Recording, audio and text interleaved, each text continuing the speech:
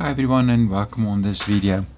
In this video we're looking at volts, amps, ohms and Ohm's law.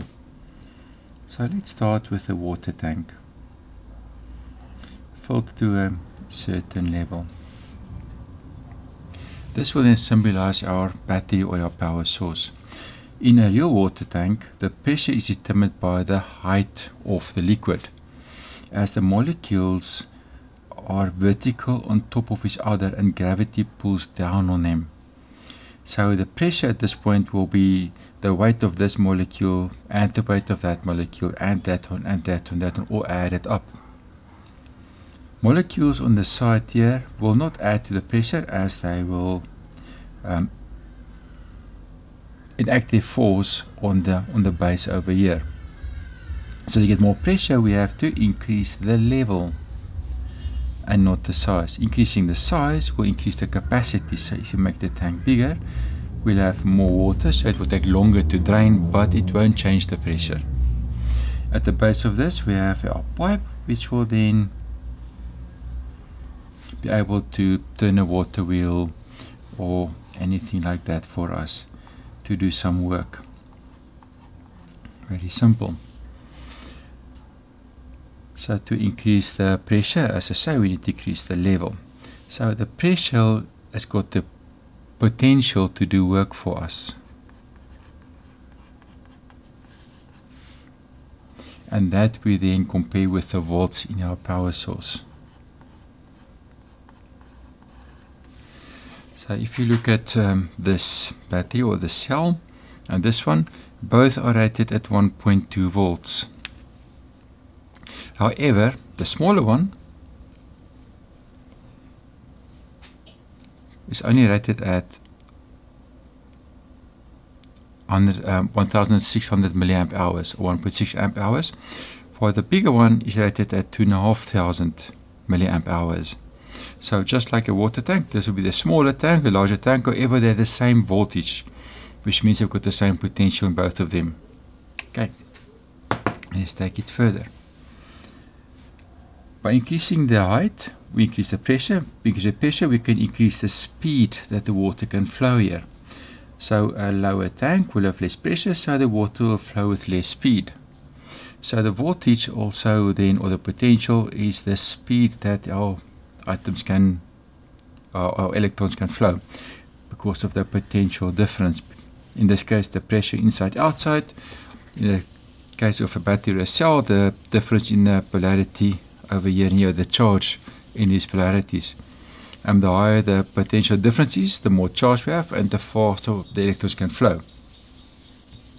So that is the voltage.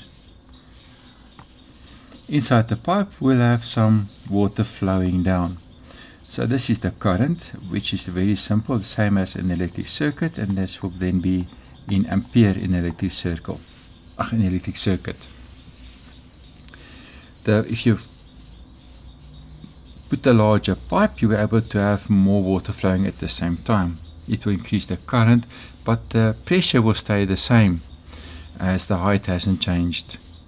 So increasing the pipe size or increasing your wire thickness of your wires will change the amount of current you can handle on that wire, but it won't change much more than that. So at this stage we've got our voltage, we've got our current. Now let's add some resistance. So now we add a tap over here which we can close. When we close the tap, we restrict the water flow, which will give us resistance. The more you close it, the more resistance you'll have. So adding resistance will affect the current flow, as you will reduce the current flow. However, the pressure or the voltage will stay the same. So adding resistance in a circuit doesn't change the voltage of your supply, but it changes the amount of current that you can handle through it. And that's where Ohm's law comes in. So if you would redraw this in an electric schematic, we'll have our battery, which will be our tank. We'll have our wires, and we'll have our resistor or our load. So what Ohm's law says, is that if you got 1 volt of potential flowing through 1 ohm of resistance, or connected to 1 ohm of resistance, so this will be 1 ohm, the current flowing in the circuit will be 1 amp. So V equals I multiplied by R. So 1 volt is equal to 1 amp multiplied by 1 ohm. And that's as simple as that. And that's Ohm's law in a nutshell.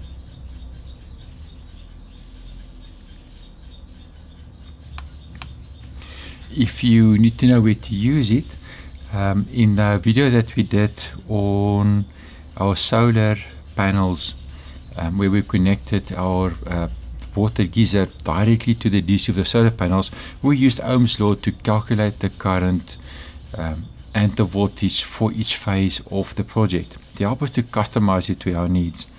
And that's where we used Ohm's law actually in the field when we did that project.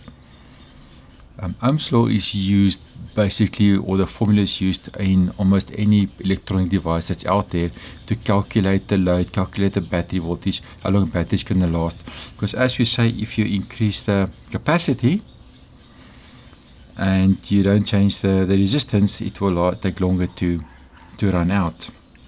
Like on these two, if you've got the same lamp connected to this one and to this one will go flat long before this one does, as this got more capacity, almost double the capacity, which makes it a much bigger thing, but also for the application more ideal.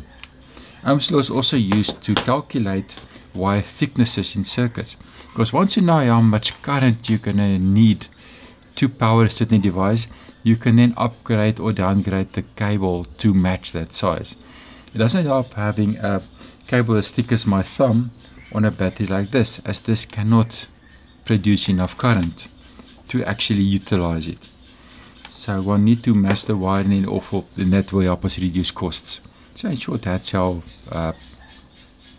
Ohm's law is used in our lives. I hope this made sense to you, and stay safe out there. Thank you. Bye bye.